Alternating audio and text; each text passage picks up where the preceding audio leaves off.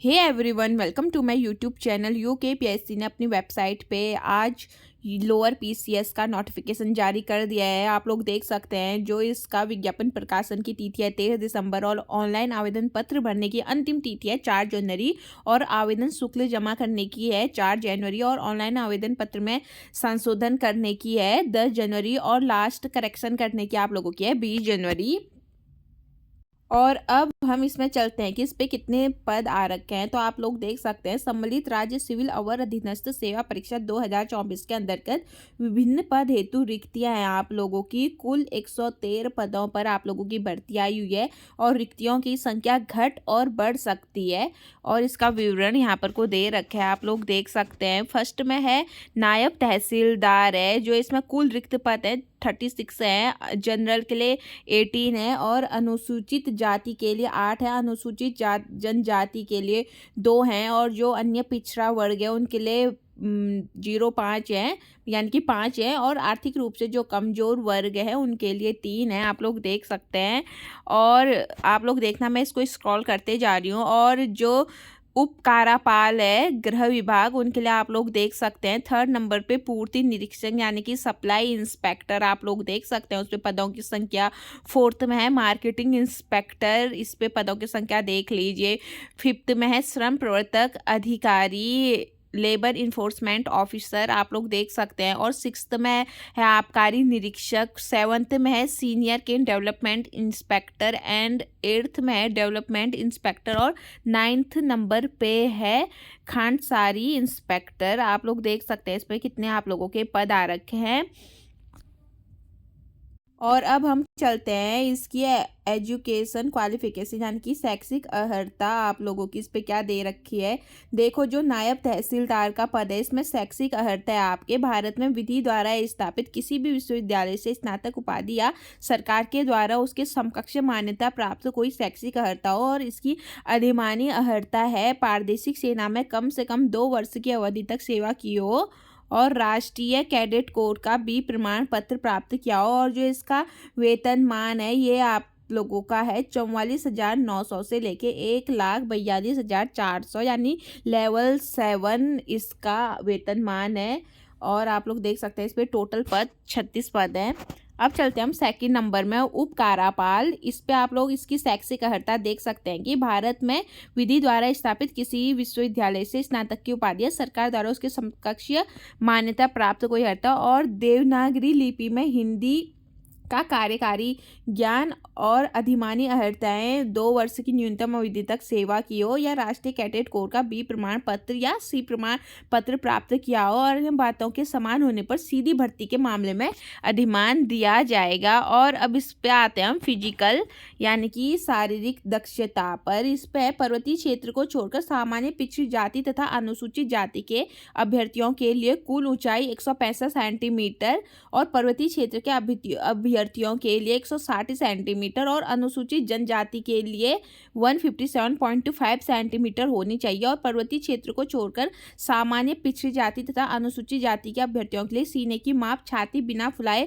78.8 centimetre तथा फुलाने पर 83.8 सेंटीमीटर और पर्वतीय क्षेत्र एवं अनुसूचित जनजाति के लिए अभ्यर्थियों के लिए बिना फुलाए 76.3 सेंटीमीटर और फुलाने पर 81.3 सेंटीमीटर आप लोगों की होनी चाहिए। और जो दृष्टि है आप लोगों की 6/6 की होनी चाहिए। और जो महिलाएं हैं उनके लिए पर्वतीय क्षेत्र को छोड़कर सामान्य पिछड़ी जाति तथा अनुसूचित जाति के अभ्यर्थियों के लिए ऊंचाई 152 सेंटीमीटर होनी चाहिए और पर्वतीय क्षेत्र और अनुसूचित जनजाति के अभ्यर्थियों के लिए ऊंचाई 147 सेंटीमीटर होनी चाहिए और सभी के लिए वजन 45 किलोग्राम होना है और जो विजन है 6/6 यानी कि आपकी दृष्टि 6/6 होनी चाहिए।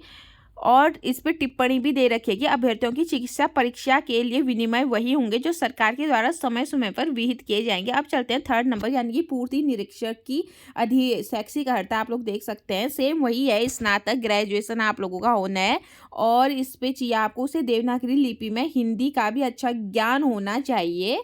और अधिमानी अर्थ है ऐसे अभ्यर्थी जिसने प्रादेशिक सेना में न्यूनतम 2 वर्ष की अवधि तक सेवा की हो और सेम है बी अथवा सी प्रमाण पत्र या इस पे है NSS सी प्रमाण पत्र प्राप्त किया हो, अधिमानी अर्हता है ये।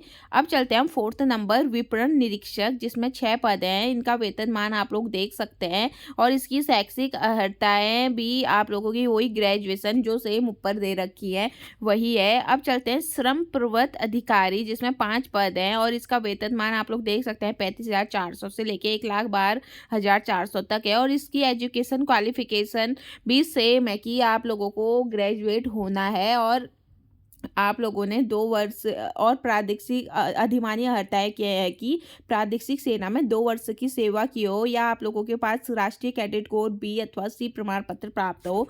अब चलते हैं आबकारी निरीक्षक में, जिसपे 5 पद हैं और इसकी शैक्षिक अर्हताएं आप लोग देख सकते हैं। इसमें भी सेम ग्रेजुएशन होना चाहिए और अधिमानी अर्हताएं सेम कैडेट कोर का बी प्रमाण पत्र हो और 2 वर्ष की न्यूनतम अवधि तक सेवा की हो। और अन्य अनिवार्य अर्हताएं जैसे शारीरिक फिजिकल होना है आप लोगों का, तो ऊंचाई आप लोग देख सकते हैं जो मेन कैंडिडेट है उनकी होनी चाहिए जनरल के लिए 167 और अनुसूचित जाति के लिए 160 और पर्वतीय क्षेत्र के लिए 162 और जो महिलाएं अभ्यर्थी हैं उनकी जनरल के लिए 152 होनी चाहिए और अनुसूचित के लिए 147 और पर्वतीय क्षेत्र वालों के लिए भी 147। और जो पुलिस अभ्यर्थी है उनमें आप देख सकते हैं कि छाती की जो सीने की माप है जनरल वालों के लिए 78.8 सेंटीमीटर और फुलाए जाने पर 83.8 सेंटीमीटर और अनुसूचित जाति एवं पर्वतीय क्षेत्र के लिए 76.3 सेंटीमीटर और फुलाए जाने पर 81.3 सेंटीमीटर होनी चाहिए।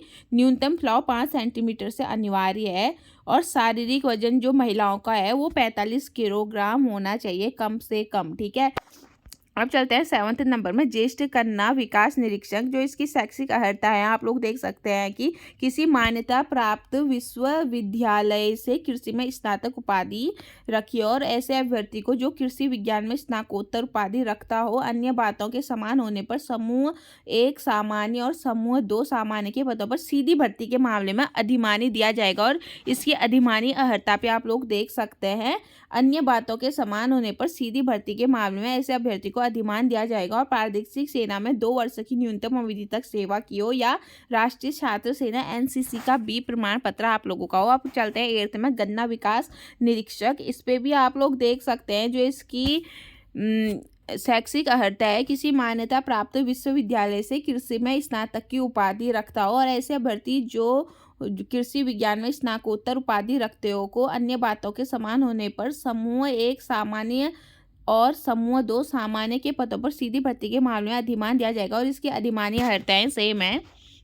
अब चलते हैं खानसारी निरीक्षक, जिसपे 3 पद हैं और इसमें शैक्षिक अर्हताएं हैं कि आप लोगों को ग्रेजुएशन होना है और देवनागरी लिपि में हिंदी का कार्यकारी ज्ञान रखता हो और जो अधिमानी अर्हताएं हैं इस पे सेम है कि एनसीसी बी प्रमाण पत्र होना चाहिए और किसी भी विश्वविद्यालय से विधि स्नातक की उपाधि हो और 2 वर्ष की न्यूनतम अवधि तक सेवा की हो आप लोग देख सकते हैं। और जो इसमें आयु है, आयु सीमा आप लोगों की 21 वर्ष से अधिकतम और 42 वर्ष निर्धारित है आप लोग देख सकते हैं। और इसकी गणना 1 जुलाई 2024 यानी कि 1 जुलाई 2024 को अभ्यर्थी की आयु न्यूनतम 21 हो जानी चाहिए और अधिकतम 42 वर्ष से अधिक नहीं होनी चाहिए।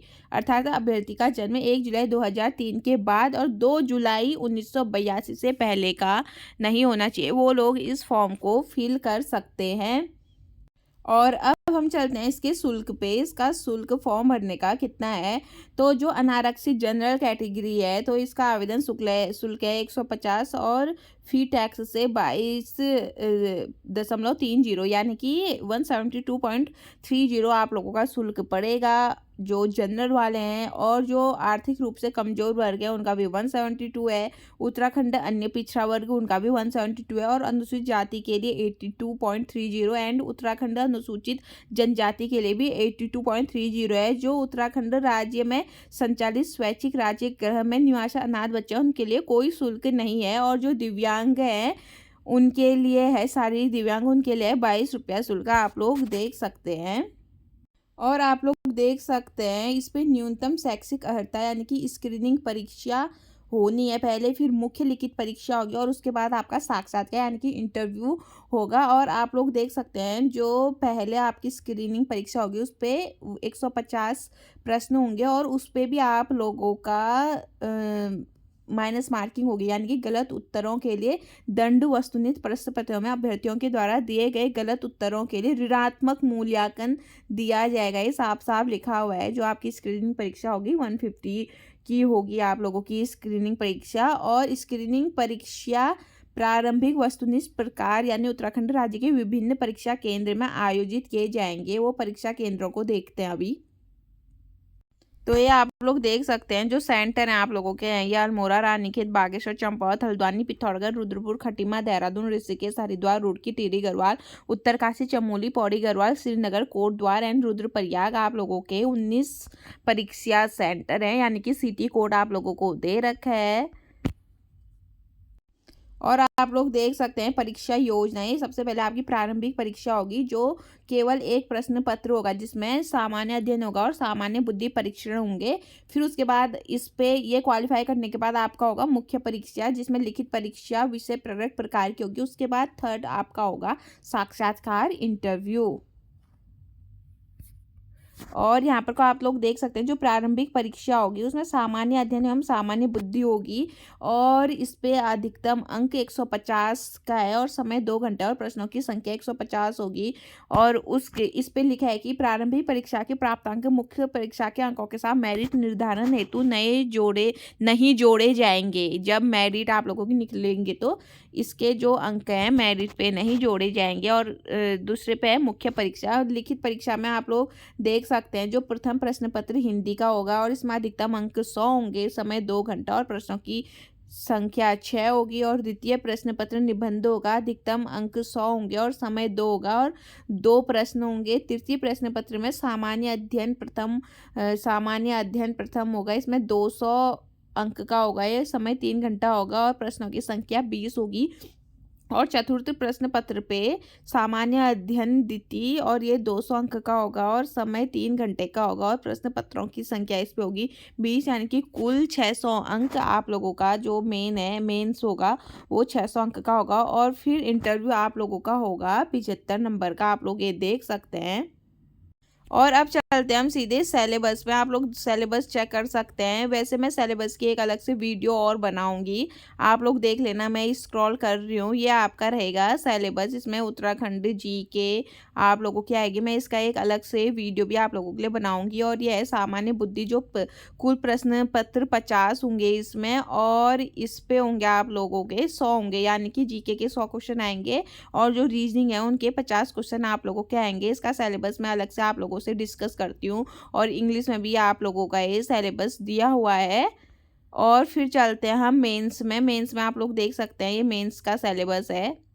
मैं आप लोगों से इसका सिलेबस अलग से डिस्कस कर लूँगी, अभी उसकी वीडियो मैं अलग से बना दूँगी। इसकी वीडियो वरना काफ़ी लंबी हो जाएगी और मैं ऐसे ही अपने चैनल के माध्यम से आप लोगों को इन्फॉर्मेशन देते रहूँगी। उसके लिए प्लीज़ मेरे चैनल को लाइक शेयर एंड सब्सक्राइब। मिलते हैं नेक्स्ट वीडियो पे।